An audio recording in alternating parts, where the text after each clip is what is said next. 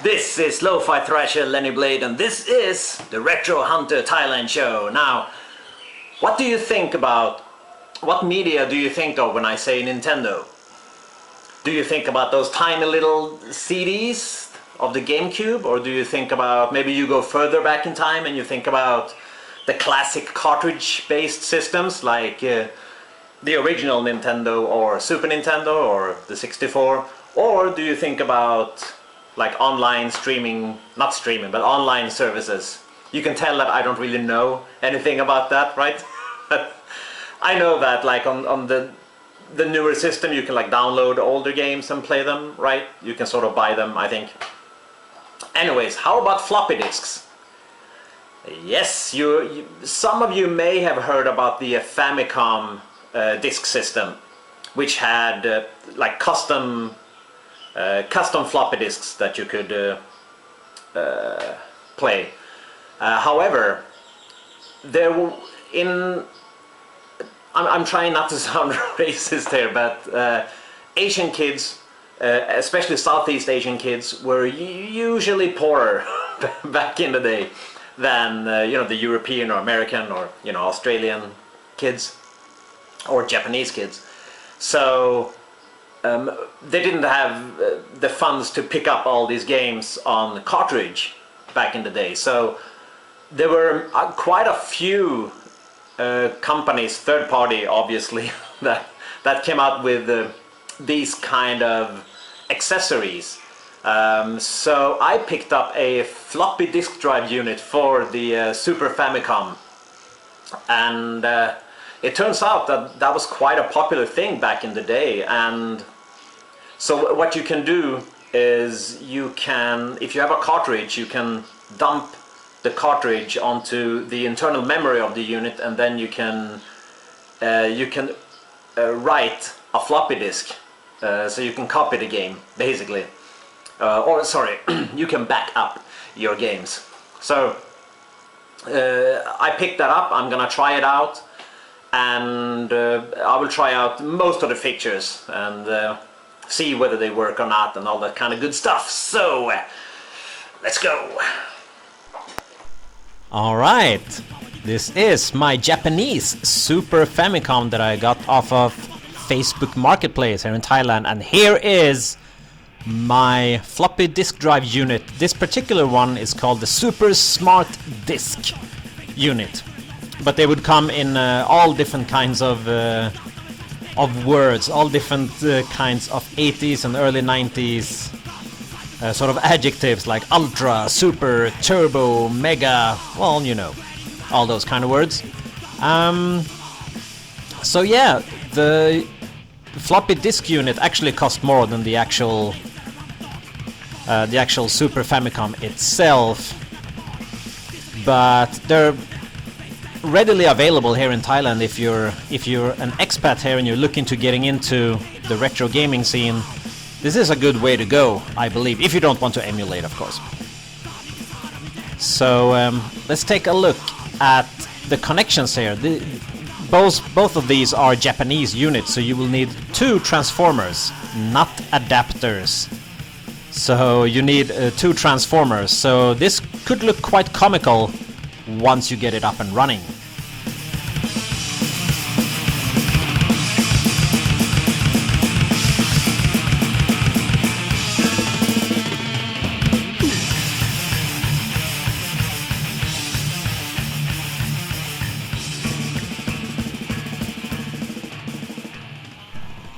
Alright, then we also need a controller, and then we are good to go. As you can see, that is quite a setup there with all the transformers and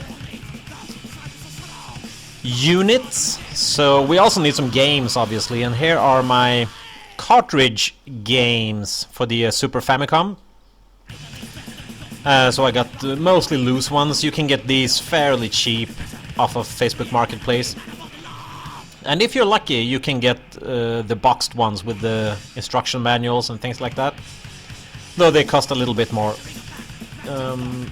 But you're not here, that's not why you clicked on this video. You wanted to see some floppy disk games, and here they are in this fashionable cardboard box here. So we got Contra 3, the Alien Wars, and we've got Gradius, which is a Konami classic, of course, and we've got a Macross game.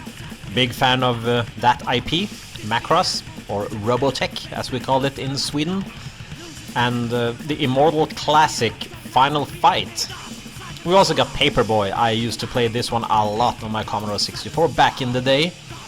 We got Area 88, Biometal, which was like a bullet hell shooter, Super Mario World, Gun Force, and Raiden. So, quite a few games to try out. So, let's try to boys up, shall we? So, I'm turning on the system here. This is the startup screen. It just says smart, and here is the anti piracy screen as well.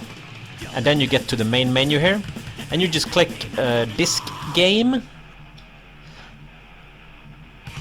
and then you load the game from the disk, and it actually loads into the internal memory. So if you turn off the power and turn it back on again, the game will stay in the internal memory.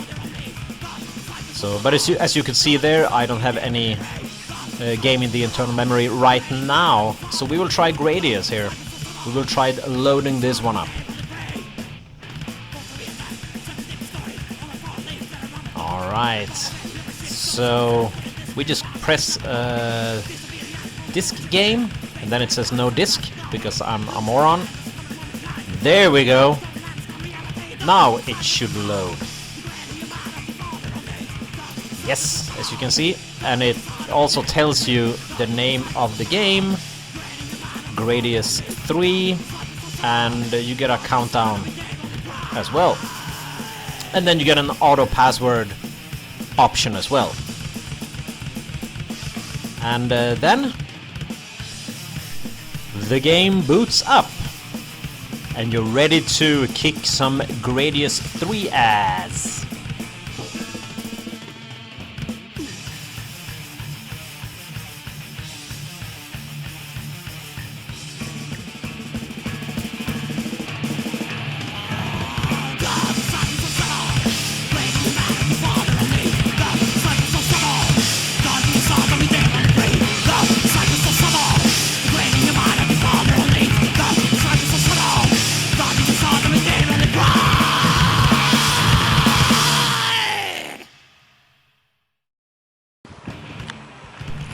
So let's try copying a file here. So you just choose copy file, and then you load the file from the disk into the internal memory, and then you insert the target disk like I'm doing here, and that's it.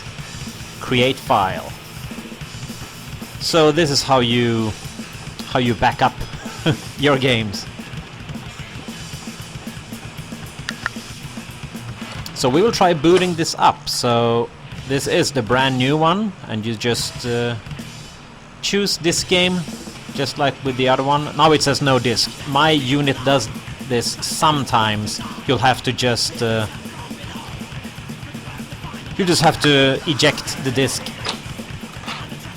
and insert it again, and then it'll read. I don't know why it does that, but you know, it'll work this time, as you can see here. I have no idea why it does that. Yeah, now it's loading up,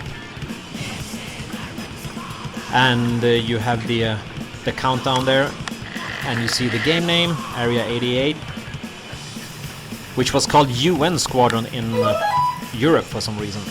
And here it is.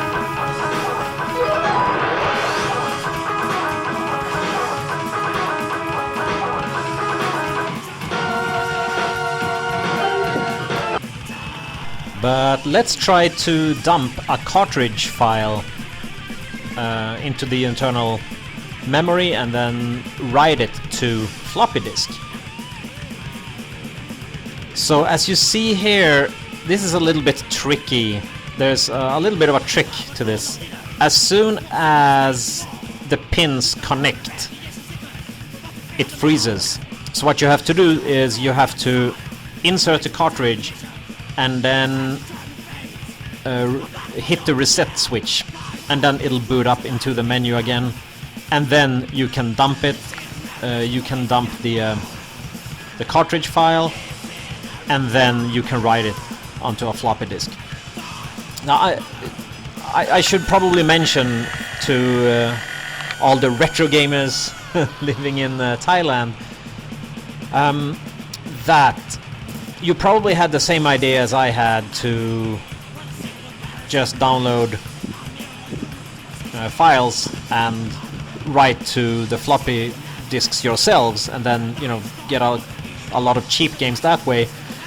I couldn't for the life of me find any site that had these kind of files. These are not regular Super Famicom or Super Nintendo files. I tried to write to floppy disk and then just try to boot from that floppy disk, but it didn't work. So you actually need one of these units to dump the file first and then write it, because you also format the disks using this unit here. So maybe it's a different kind of format, I don't know, but I haven't been able to find any website where you could just download these files and then write them to floppy disks, unfortunately. Alright, now let's try out this game here, Super Ghouls and Ghosts, that we just dumped and made a floppy disk of. And we had that. There we go. Yes.